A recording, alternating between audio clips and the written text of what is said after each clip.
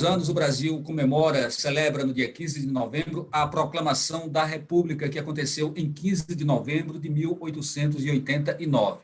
Ela representou o fim do segundo reinado e o início do período republicano. De lá até hoje, o Brasil já teve 38 presidentes, alguns eleitos pelo povo e outros não. No Opinião Pernambuco de hoje, vamos conversar sobre o significado da República e os impactos desse regime na sociedade e na política brasileira. São nossos convidados Caesa Sobreira, que é escritor e professor titular de Antropologia da UFRPE, e também George Cabral, que é professor do Departamento de História da UFPE e presidente do Instituto Histórico de Olinda. Bom, vamos começar com você, George, né, que é historiador. Então, assim, qual o sentido, qual o significado, qual o conceito mais adequado para o termo república? Bom, eu agradeço, Valdir, o convite, faço uma saudação ao colega e confrade Caesa, é uma alegria para mim estar aqui. O termo república, ele, na sua raiz latina, significa coisa pública. É uma ideia de governo no qual todos os que têm a qualidade de cidadão devem participar, devem decidir, devem interferir. Essa é uma ideia que vem da antiguidade, embora a forma de governo republicana que nós conhecemos hoje, ela seja relativamente recente na história da humanidade. A forma de governo republicana, tal qual nós vivenciamos hoje em vários países do Ocidente e do Oriente também, ela tem suas raízes aí a coisa de 2 séculos e meio, 3 séculos, sendo o marco inicial, a fundação dos Estados Unidos da América. Entretanto, se a gente remontar à antiguidade, nós vamos encontrar vários exemplos de repúblicas. Elas não funcionavam como funcionam as de hoje. Mas o que liga um ponto ao outro dessa história de longa duração é essa percepção de que os cidadãos devem participar nas decisões da república, da coisa pública. O conceito de cidadão é que varia bastante nesse intervalo de tempo. Mas a ideia central é essa, é de que o governo não está na mão de uma única pessoa e, muito menos, não está na mão desta única pessoa vitaliciamente. É um governo compartilhado e com um período determinado de duração. E, sobretudo, marcado por essa percepção de que todos os cidadãos devem ser responsáveis pela condição dos negócios públicos. Então, essa ideia ela sofreu transformações ao longo do tempo até chegar a essa forma de governo que nós conhecemos hoje, e que vigora, inclusive, no nosso país, desde 15 de novembro de 1889. Caesa Sobreira, nós temos um período que é importantíssimo na luta pela República, que é o período da Revolução Pernambucana de 1817, que é, inclusive, bem anterior à Guerra do Paraguai, Então, assim, a história nos livros ela destaca muito essa ação dos militares, a partir da Guerra do Paraguai, e às vezes chega a omitir um pouco a importância da Revolução Pernambucana de 1817. Então, a gente poderia começar falando sobre a Revolução Pernambucana, depois a gente, cronologicamente, vai para a Guerra do Paraguai e vai aprofundando esse momento até a gente chegar aos dias de hoje. Então, está com você a palavra. Muito bem, Valdir. A Revolução Republicana de 1817, ela é um marco na história do país, porque ela inaugura a independência do país, não só em relação a Portugal, mas também em relação à forma de governo que passa a ser a forma de governo que passa a ser uma república. Mas essa já é uma tradição dos pernambucanos, porque a Revolução de 1817 ela ocorre 107 anos depois que foi proclamado o primeiro grito de república nas 3 Américas, que ocorreu aqui em Olinda. Temos um monumento na Ribeira que registra este fato histórico e transnacional, embora não tenha se consumado, mas o importante, muitas vezes, não são os fatos, são as ideias que motivam aqueles fatos. Então, o fato de Bernardo Vieira de Mello ter proclamado a independência de Olinda, transformando-a em uma república nos moldes de Veneza, isso já demonstra que aquela nossa consciência de especificidade que vem desde a colonização exitosa de Duarte Coelho, fez de nós pernambucanos amantes da liberdade. E todo amante da liberdade não quer viver sob monarquia, que é monarquia, o governo de um só. Prefere uma democracia, que é o governo de muitos, expressa através da república, que é, como eu dizia, uma forma de governo. Então, com essa tradição republicana, Pernambuco, em 1817, ele renova e instaura uma república que vem a ser reafirmada em 24 e faz com que Pernambuco tenha, diante da história do Brasil, esse aspecto de uma então província rebelde, né? Alguns autores falavam no maligno vapor pernambucano, porque os pernambucanos constituiriam um povo irredentista. E entre as formas de governo, nós, portanto, desde 1710, preferimos a forma republicana. Então, estamos coerentes com essa nossa tradição. Hoje vivemos uma república que tem muito pouco de república. Eu quero desenvolver mais adiante as ideias filosóficas relativas à própria concepção de república, tal qual foi exposta por Platão no livro A República, para entendermos o quanto estamos longe desse ideal de república, né? Vemos hoje uma república cada vez mais distante dos ideais. Isso, ótimo. Então, eu vou jogar uma pergunta para George e depois a gente continua com você, tá? Já trazendo mais para uma análise mais um pouco nesse campo. George, não dá para dissociar os termos democracia do termo república. A gente vê, inclusive, que às vezes os termos eles são apresentados quase que como sinônimos, né? Mas nós temos repúblicas que têm modelos muito totalitários, ou pelo menos se aproximam de modelos totalitários, né? O próprio Brasil hoje ele vive uma situação de muita preocupação por conta de determinadas posturas, né, que o governo atual vem tomando, posturas que são consideradas antidemocráticas. Então, assim, até onde se aproximam e até onde se distanciam ou se fundem os termos república e democracia?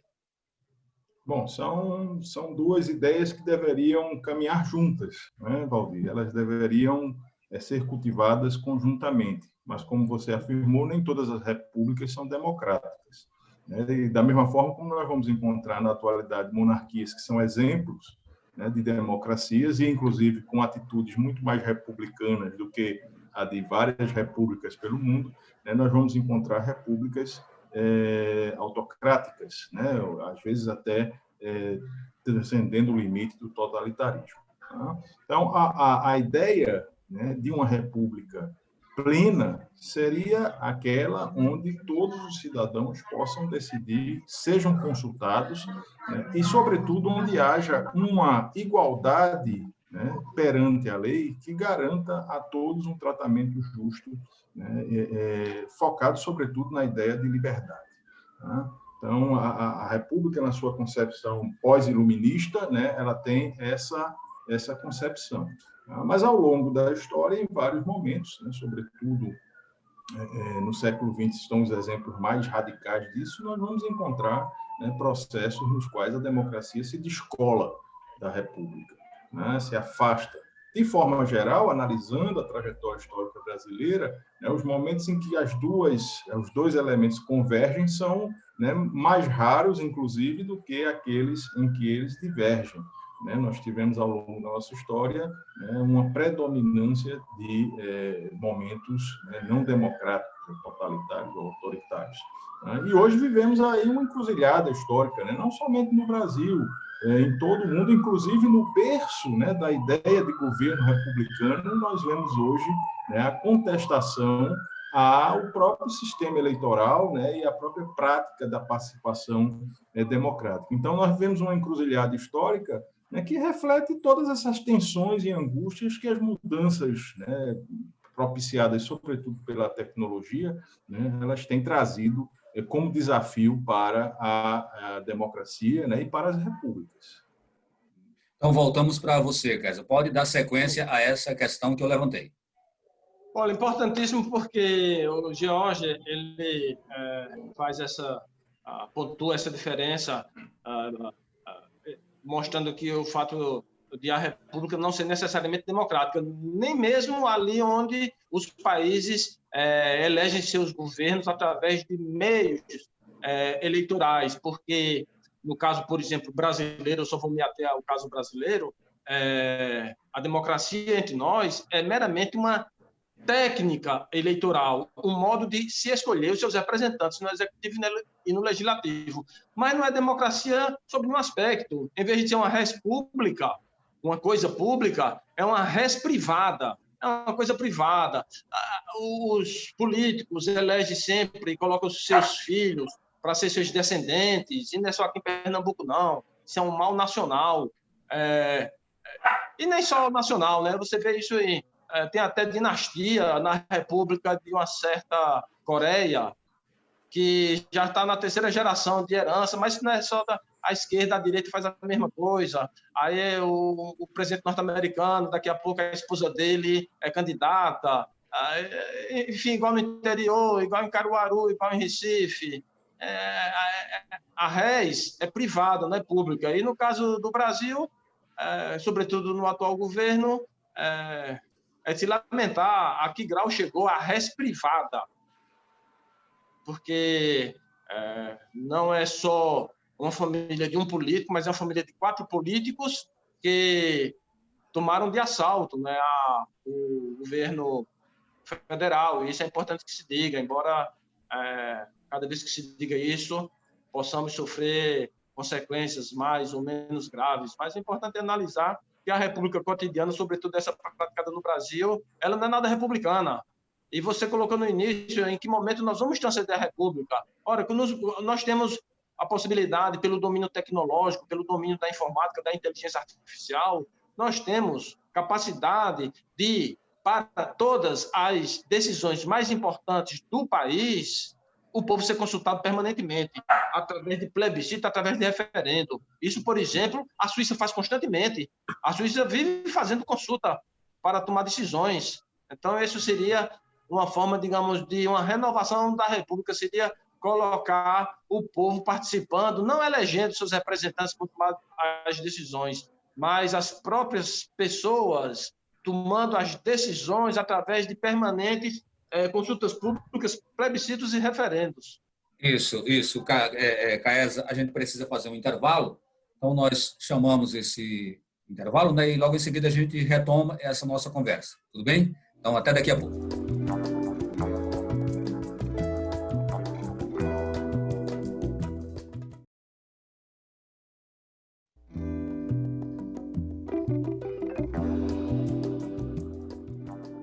Estamos de volta com o programa Opinião Pernambuco, lembrando que não apenas este, mas todos os programas, eles também são exibidos nas rádios Universitária FM 99.9 e na Rádio Universitária AM Paulo Freire 820 kHz. Bom, hoje estamos falando sobre os movimentos, né, que acabaram resultando na proclamação da República. E nossos convidados são Caesa Sobreira, que é escritor e professor titular de Antropologia da UFRPE.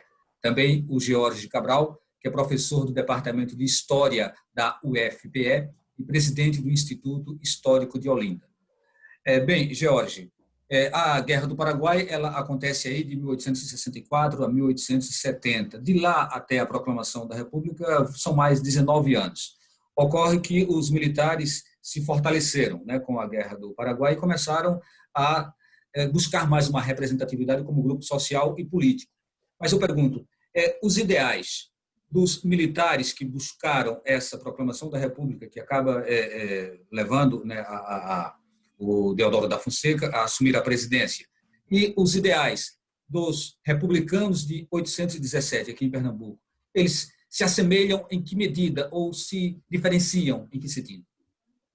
Bom, é uma pergunta muito interessante, Valdir, remete imediatamente a um livro recente lançado, né, Ser Republicano no Brasil Colônia, da professora Eloise Starling, né, que aponta a ruptura, né, dessa linha de pensamento entre o que seria um republicanismo, né, mais ligado diretamente ao iluminismo, né, com uma tendência jacobinista, né, muito marcada a partir da Revolução Francesa, ou seja, né, com uma pitadinha de um radicalismo social, vamos dizer assim, né, com esse republicanismo pós-Guerra do Paraguai, que é muito mais embebido do pensamento kantiano positivista, né, e que no Brasil, assim como em outros países da América Latina, né, vai revestir a ideia de que os corpos militares eles teriam uma aptidão maior do que a dos civis para a condução dos negócios públicos.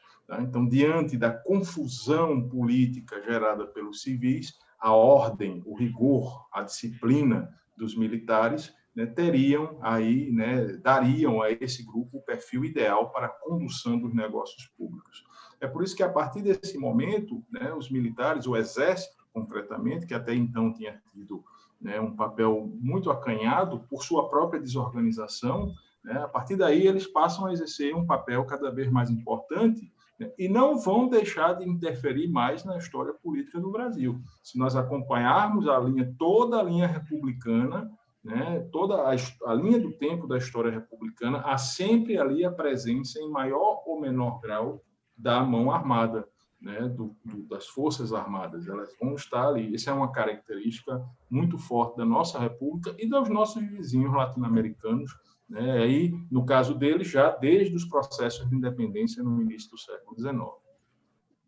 Essa, voltamos para você. Né? Aí o próprio George já citou a questão do iluminismo e cita Comte também.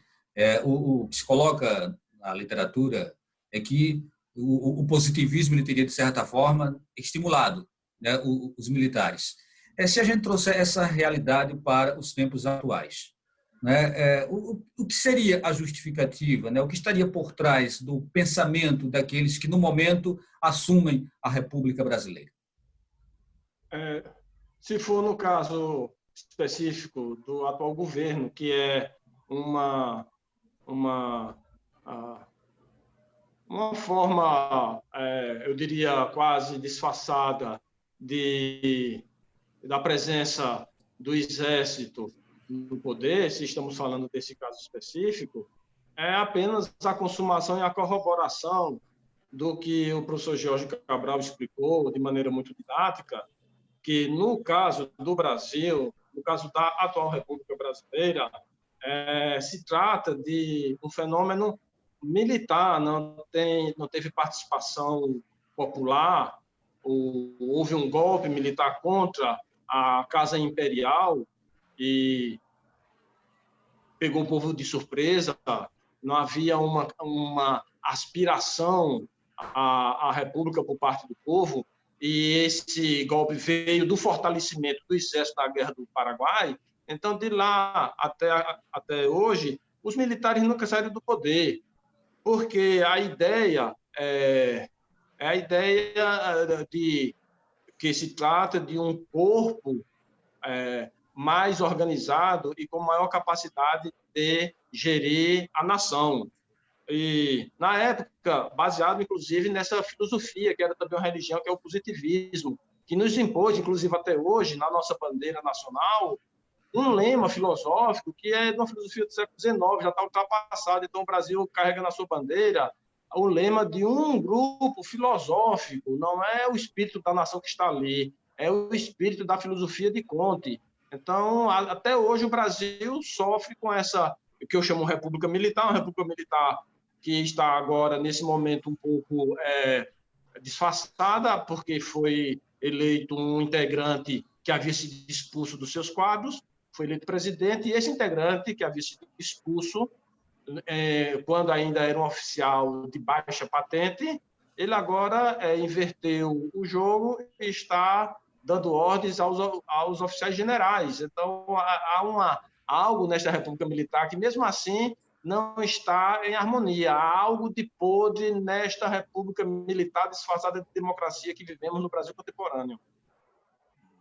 Jorge, até que ponto o fato de que, em 1888, ou seja, um ano antes da proclamação da República, a princesa ela tinha decretado a libertação dos escravos, né? Até que ponto isso mexeu com a sociedade, sobretudo com os fazendeiros, né, os donos de terras daquele momento, e a saúde de Dom Pedro II, que também estava muito abalada, até que ponto isso favoreceu a proclamação da República? Valdir, você levanta um ponto muito importante, né? A proclamação da República, ela culmina com esse golpe militar que Caesar mencionou, em 15 de novembro, né, que, na verdade, era destinado a derrubar o gabinete ministerial, né, mas acabou derrubando o próprio regime, mas há aí uma convergência de fatores, né? E a questão da abolição é uma questão essencial, porque a escravidão, né, é a marca que transversalmente atravessa a nossa história também, né, com muita força. Tá? Essencialmente, o único grupo que ainda dava apoio, né, incondicional ou muito próximo a Pedro II, já desgastado nas suas relações com a Igreja, já desgastado nas suas relações com o Exército, né, já desgastado na própria questão da sua atuação como monarca, já um homem que nem era tão velho, mas que não tinha a mesma energia, né, da juventude, e que estava para deixar o trono para uma mulher, né, casada com um francês com uma reputação, né, bastante duvidosa. Então, tudo isso se soma à perda desse último apoio, né, dos grandes fazendeiros do café, no momento em que se decreta a abolição sem indenização, né, sem qualquer contrapartida a esse grupo social que tinha, né, aí nas suas mãos praticamente a chave para o equilíbrio da balança comercial brasileira. Então, não é um movimento popular, mas o imperador, né, carece de apoios que pudessem mantê-lo no trono. Caesa Sobreira, a Revolução Pernambucana ela chegou a ser chamada de Revolução dos Padres. Havia uma presença muito grande dos padres, mas também havia uma participação super efetiva da maçonaria, né? E eu queria perguntar a você até onde, né? Até que momento os interesses da maçonaria e da Igreja eles se mantêm fiéis ao ideal republicano? A maçonaria, ela é, por natureza, republicana e democrática, embora seja uma instituição hierárquica, de cunho filosófico, mas, em último grau, místico. O ideal da maçonaria, a maçonaria trouxe para o Brasil os ideais do iluminismo, os ideais da Revolução Francesa. E a Revolução Francesa, bem como a Revolução norte-americana, foi feita pelos maçons. Assim ocorreu no Brasil com a Revolução de 1817. Quando se fala Revolução dos Padres, era porque os padres, todos eles, ou quase todos, eram maçons. Então, poderia-se falar a Revolução dos Padres ou a Revolução maçônico-clerical de 1817.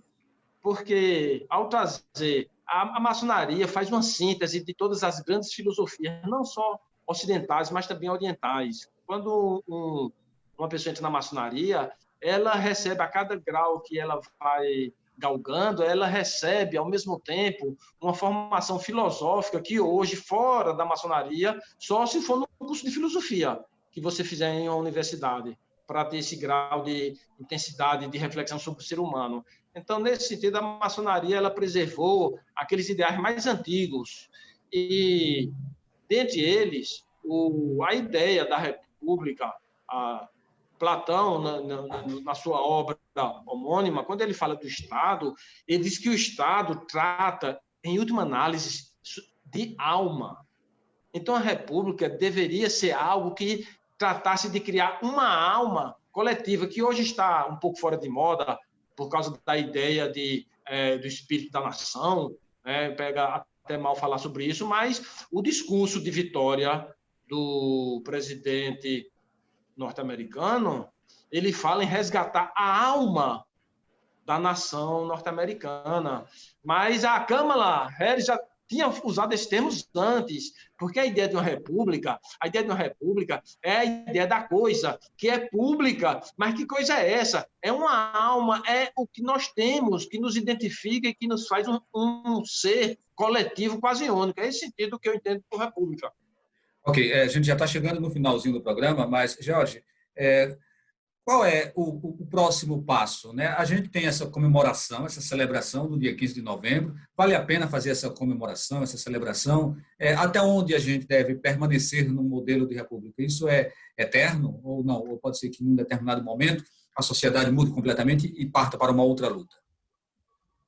Bom, a história é mudança, né, Valdir? Então, nós estamos agora numa esquina da história, né? As novas tecnologias, como a Caesa mencionou há pouco, né, elas nos colocam diante de sérios desafios às concepções que estão cristalizadas, né? Então, eu penso que é preciso celebrar o 15 de novembro de forma crítica, como também é preciso celebrar o 10 de novembro, aqui de Olinda, né, com uma perspectiva crítica e, sobretudo, né, com a noção da responsabilidade que cada um de nós tem na construção, né, de uma sociedade melhor.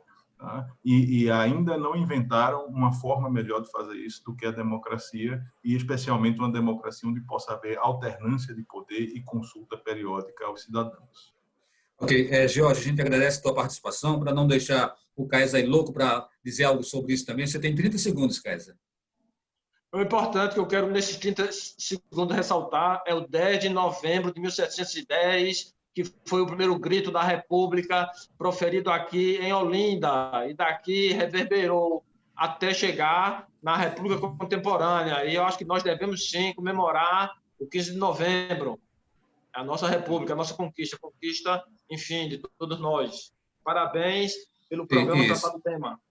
Isso, e não é por acaso que esse programa está sendo gravado hoje, né, dia 10 de novembro. Então, a gente vai exibir em vários momentos, mas a gravação acontece exatamente no dia 10 de novembro, né, e aí a gente faz, sim, essa homenagem ao grito aqui em Olinda. Então, um grande abraço a vocês e um grande abraço a todos que nos acompanharam. O Opinião Pernambuco fica por aqui e a gente se encontra em um próximo programa.